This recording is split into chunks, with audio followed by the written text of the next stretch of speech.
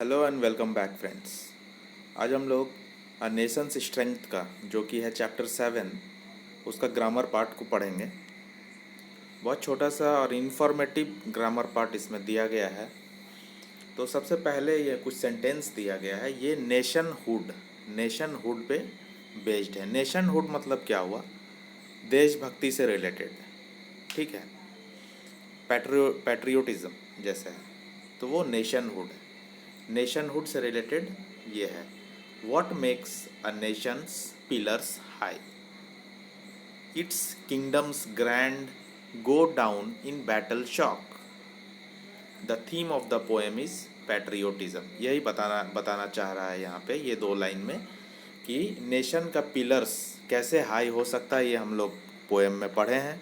आप लोग अभी तक नहीं पढ़े हैं तो मैं डिस्क्रिप्शन में लिंक प्रोवाइड कर रहा हूँ, ऊपर आई बटन पे भी प्रोवाइड कर रहा हूँ, आप ज़रूर देखिए। और मैंने समरी भी कल मैंने अपलोड कर दिया है इसका। तो देशभक्ति के ऊपर ये पोएम है, नेशनहुड या पैट्रियोटिज्म। और नेशनहुड से रिलेटेड कुछ वर्ड्स हम लोग यहाँ पे पढ़ेंगे और उसका मीनिंग जानने की कोशिश करेंगे। बहुत इंपॉर्टेंट है ये। सबसे पहला वर्ड है कॉन्स्टिट्यूशन। यहाँ पे कट गया है, सी होगा, CONS। कॉन्स्टिट्यूशन क्या है, जिसको हिंदी में हम लोग बोलते हैं संविधान। तो कॉन्स्टिट्यूशन क्या है? फंडामेंटल, ये क्या है? It is a set of fundamental laws and principles of a nation. हमारा देश में कुछ कानून, विधि व्यवस्था है, प्रशासन है। हमारा देश कानून से चलता है, रूल्स रेगुलेशन से चलता है, ठीक है। वो सारे रूल्स, वो सारे फंडामेंटल लॉज, प्रिंसिपल्स जो हैं वो कॉन्स्टिट्यूशन में होता है, ठीक है। कॉन्स्टिट्यूशन जो है वो पूरा सेट है, उसके अंदर ही सारा फंडामेंटल लॉज और प्रिंसिपल्स होता है। हम लोग कॉन्स्टिट्यूशन को फॉलो करते हैं, ठीक है। उसके बाद है नेक्स्ट वर्ड डिक्टेटरशिप। आगे में यहाँ पे डी है, डी, डिक्टेटरशिप। डिक्टेटरशिप का हिंदी में मतलब होता है तानाशाही। जैसे आप लोग बहुत बार सुने होंगे, अरे वो टीचर जो है वो तानाशाही करते हैं, वो डिक्टेटरशिप करते हैं, मतलब वो मनमानी करते हैं। डिक्टेटरशिप का वर्डली मीनिंग जो है वो है तानाशाही करना, मनमानी करना, जैसे हिटलर करता था पुराने समय में। तो इसका मीनिंग ये है, it is a form of government headed bye an individual. जब गवर्नमेंट को फॉर्म किया जाता है सिर्फ एक इंडिविजुअल के द्वारा, पूरा एक ही आदमी होता है जो पूरा देश को, पूरा राज्य को संभालता है, ठीक है। वो कोई रूल्स एंड रेगुलेशंस किसी और का नहीं सुनता है। ऐसा गवर्नमेंट, वो इंडिविजुअल जो होता है वो खुद का ही मनमानी करता है, वो खुद से ही रूल्स बनाता है, ठीक है। अभी के टाइम पे ऐसा नॉर्थ कोरिया का एक शासक है, किंग है, किम जोंग यूंग।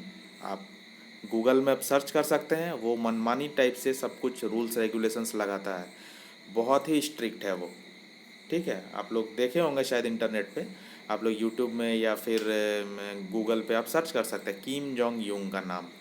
वो अभी भी है नॉर्थ कोरिया का जो किंग है। उसके बाद है मोनार्की। तो डिक्टेटरशिप का मतलब आप समझ गए होंगे कि एक ही आदमी जो है वो पूरा देश को संभालता है अपने मनमानी ढंग से। मोनार्की, मोनार्क वर्ड से ही आपको समझना चाहिए कि यह राजा का है। मोनार्क मतलब ही होता है राजा। It is a form of government headed by a king और अ क्वीन।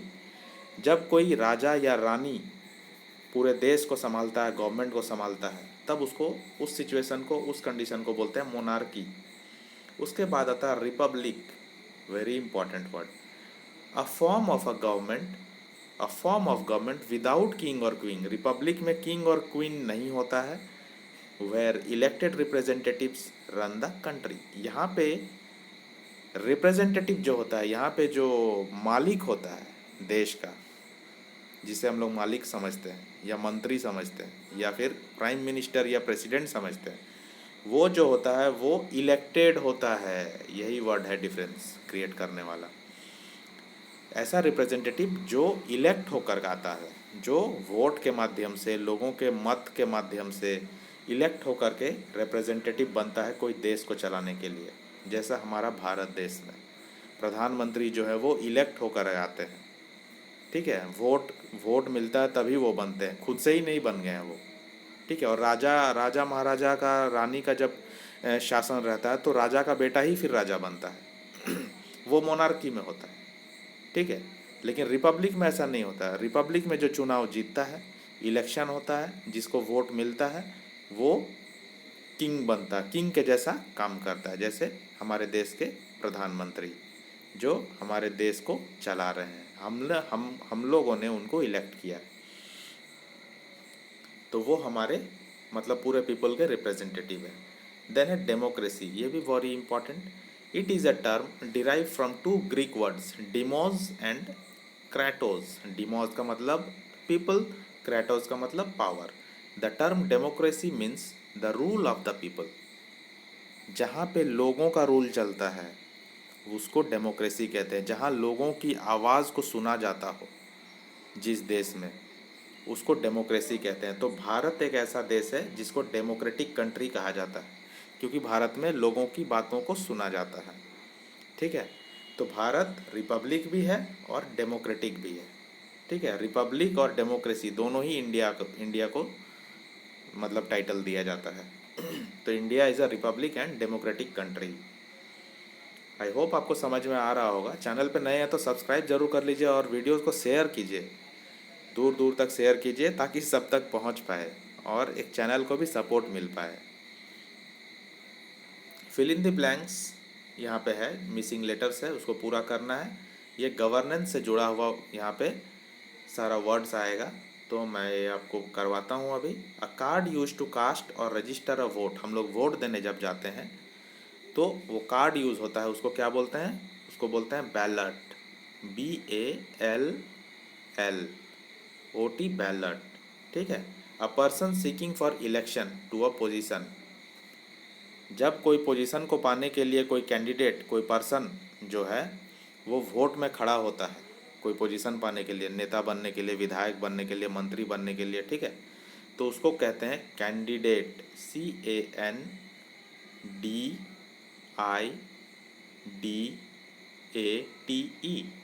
ठीक है, कैंडिडेट।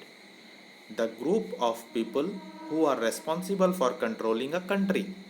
एक कंट्री को कंट्रोल करने के लिए जो ग्रुप ऑफ पीपल होता है, जो कैबिनेट मिनिस्ट्री होता है, कैबिनेट होता है जिसमें मिनिस्टर्स होते हैं, उसको क्या कहते हैं? उसको कहते हैं गवर्नमेंट, GOVERNMENT।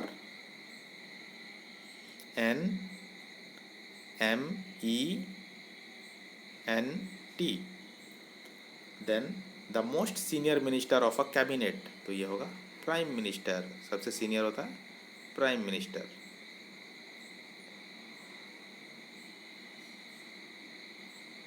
ठीक है, political parties that are oppose to a government. मतलब कोई गवर्नमेंट में आता है, कोई पार्टी गवर्नमेंट में नहीं आता है, कोई हार जाता है। जैसे इस बार बीजेपी गवर्नमेंट में है और गवर्नमेंट, और हार कौन गया है? वो कांग्रेस हो गया, कांग्रेस सत्ता से बाहर हो गया, तो उसको बोलते हैं opposition, OPPOSITION।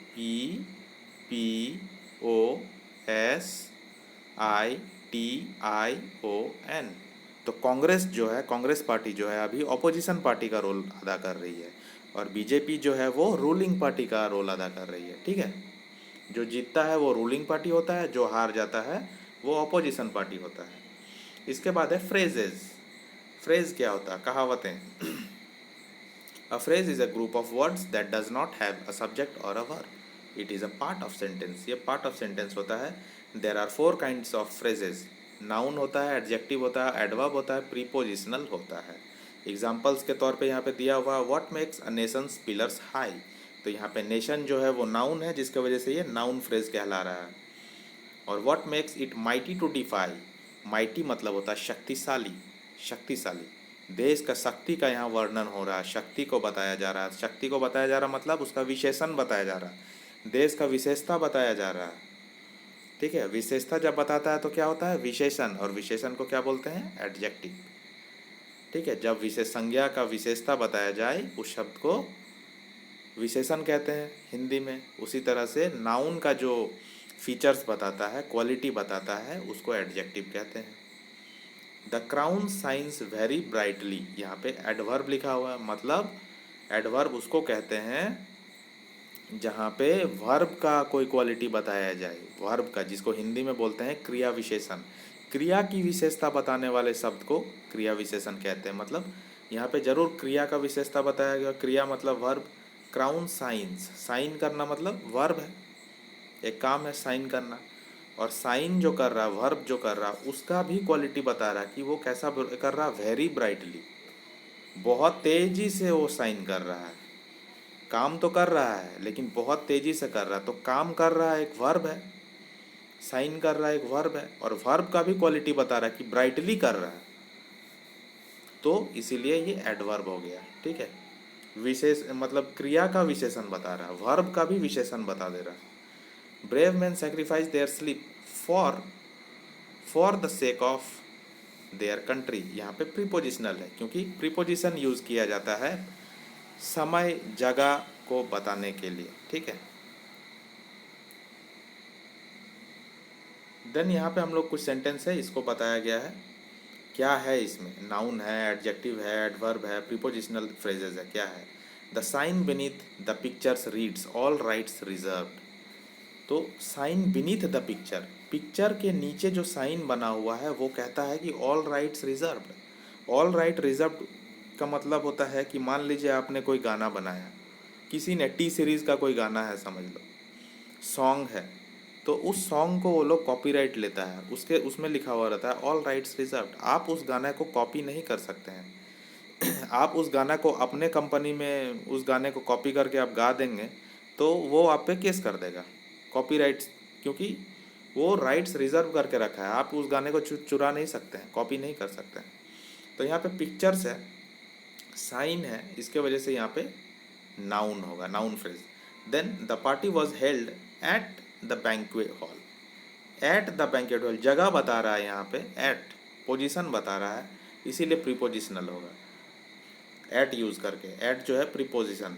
He went to a music school for a few hours, for use हो गया है यहाँ पे, for a few hours. For जो है वो प्रीपोजिशन है, और यहाँ पे समय बता रहा है, समय जगह ये सब इम्पोर्टेंस बताता है जब, ठीक है, तब प्रीपोजिशनल होता है। The balloon flew away very quickly, उड़ भी रहा है, फ्ल्यू कर रहा है मतलब वर्ब है, फ्ल्यू कर रहा है मतलब फ्लाई का फ्ल्यू हुआ, फ्लाई कर रहा है। तो फ्लाई कर रहा है तो कैसा फ्लाई कर रहा है ना, क्विकली फ्लाई कर रहा है, तो यहाँ पे वर्ब है, वर्ब का भी वो क्वालिटी बता रहा है कि क्विकली फ्लाई कर रहा है।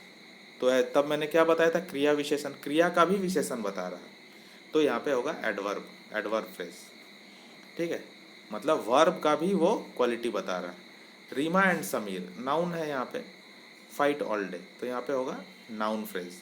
Reading books is a good habit, reading book तो एक काम है, रीड करना एक काम है, लेकिन उस काम को भी विशेषता बताया जा रहा है, माने वर्ब का भी फिर से विशेषता बताया जा रहा है कि वो एक अच्छा हैबिट है, तो यहाँ पे एडवर्ब होगा। ठीक है, क्रिया का विशेषता बताया जा रहा तो क्रिया विशेषण, और इंग्लिश में इसको बोलते हैं एडवर्ब। ठीक है, जहाँ पे वर्ब का भी क्वालिटी को बताया जाता है। रीडिंग बुक्स वर्ब है और उसका क्वालिटी को बता रहा है कि वो एक गुड हैबिट है।